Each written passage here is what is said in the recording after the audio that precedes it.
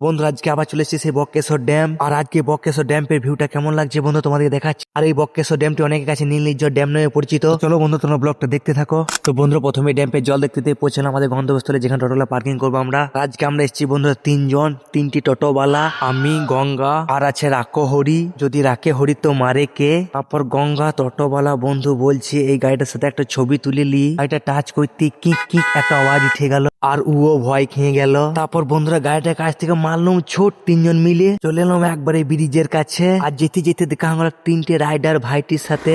তিনটে রাইডার একটা বাইকের উপর চেপে যেছে। এইদিকে আবার হঠাৎ করে আরো তিনটে রাইডার সাথে দেখা গেল আমাদের বক্রেশ্বরের শিবা। আর দুজনকে চিনি না মানে বন্ধুরা নামটা জানি না কি নাম বটে। তারপর ওদের টাটা করে চলে এলাম বক্রেশ্বর ড্যামের গেট গেলার কাছে। এতে বলে লেখা রয়েছে নো এন্ট্রি, বিনা অনুমতিতে প্রবেশ নিষেধ। তো আমরা তো প্রবেশ করে ফেলেছি, কিছু তো করার নাই, যা হবে দেখা যাবে। চলো এখন যাওয়া যাক। তারপর কিছু তো যাওয়ার পর দেখছি আবার লেখা রয়েছে ফটো ভিডিও তোলা নিষেধ। তো একটু বন্ধুরা ঠিক বলো, যদি ফটো এবং ভিডিও তোলা নিষেধ করে তাহলে তুমি ঘরে বসে ড্যামটা দেখতে পেতে বন্ধুরা বলো। এতে এবার আখরি বন্ধু বলছি ড্যাম্পে জলে একটা চিমুড়ি মাইলা পাইলে মাছটা ধরবে, কিছু করার নাই, ধরবই আমি। তখন আমি বলো ওরে ভাই ড্যাম্পের জলটা অনেক আছে, এখানে মাছটা ধরতে পারবি না তুই। তখন বুঝে তুই চুপ কর, আমি জ্বালান চলুম, তুই চুপচাপ দাঁড়িয়ে দেখ আমি কি করছি। তখন আর এক টোটোওয়ালা গঙ্গা বন্ধু বলছে ও মাছ ধরছে ধরবো, আমার একটা ভিডিও শুট করে আমি একটা পোস্ট দিচ্ছি। তখন আমি মনে মনে ভাবছি আমি তো আচ্ছা ফেরে পড়লাম। কি বলছে মাছ ধরবো, ও বলছে ভিডিও শুট কর। আমি কার কথা শুনবো বন্ধু বলো তোমরা এবারে। তারপর ওদের কাছ থেকে আমি রাগিয়ে চললাম বন্ধু এই পাহাড় দিকে। তোরা যা ভালো বুঝিস কর, আমাকে নিয়ে টানাটানি করিস না। তারপর বন্ধু ওদের সঙ্গে ঝড় করে চললাম আমরা ঘর। আমার মাইন্ড খারাপ হয়ে গেল। তো আজকে ব্লগটা বন্ধুরা এইটুকুই, পরবর্তী ব্লগে দেখা হচ্ছে নতুন কিছু নিয়ে। তোমরা ভালো থাকবে, সুস্থ থাকবে।